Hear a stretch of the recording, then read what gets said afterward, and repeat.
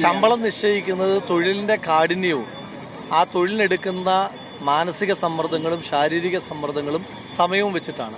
അത് വെച്ച് നോക്കുമ്പോൾ സർക്കാർ ഒരു ആത്മപരിശോധനയ്ക്ക് തയ്യാറാകണം. ഞാൻ ഉത്തരവാദിത്വത്തോടു കൂടി പറയട്ടെ, ഞാനൊരു ജനപ്രതിനിധിയാണ്, ഒരു MLA ആണ്. ഒരു MLA എടുക്കുന്നതിനേക്കാൾ കൂടുതൽ ജോലി എടുക്കേണ്ടുന്നവരാണ് ആശാവർക്കർമാർ. ശമ്പളം അത് മതിയോ എന്ന് സംസ്ഥാന സർക്കാർ തീരുമാനിക്കട്ടെ. നിയമസഭാ സാമാജികരുടെ ശമ്പളം പോരാ, ആനുകൂല്യം കൂട്ടണമെന്നൊക്കെ പറയുന്നുണ്ടല്ലോ ഭരണപക്ഷത്തുള്ള ആളുകളും. അവർ തീരുമാനിക്കട്ടെ ഈ ശമ്പളത്തിന് ജോലി ചെയ്യാൻ കഴിയുമോ എന്ന്. അപ്പൊ അത് അവരാണ് തീരുമാനിക്കേണ്ടത്.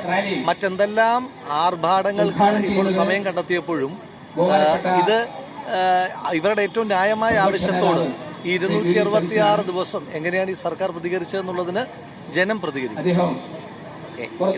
ബിന്ദു ചേച്ചി നമ്മളോടൊപ്പം ചെയ്യുന്നുണ്ട്. ആശമാരുടെ സമരത്തെ നയിച്ചത് ബിന്ദു ചേച്ചിയാണ്. ബിന്ദു ചേച്ചി ഇവിടുന്ന് അവസാനിപ്പിച്ച് സമരം അവസാനിച്ച് പോവുകയാണ്. ഇപ്പോൾ ഈ സെക്രട്ടറിയിലെ സമരം മാത്രമേ അവസാനിപ്പിക്കുന്നുള്ളൂ. ജില്ലാ കേന്ദ്രത്തിൽ പ്രതിഷേധം തുടരും. എങ്ങനെയാണ് ഈ സമരവുമായിട്ട് മുമ്പോട്ട് പോകാൻ പോകുന്നത്?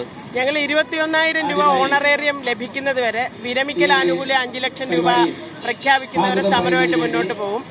അത് ഞങ്ങള് ഫെബ്രുവരി 10 1-ാം വാർഷികത്തിൽ ആയിരങ്ങളായിട്ട് ഇവിടെ അണിനിരക്കും.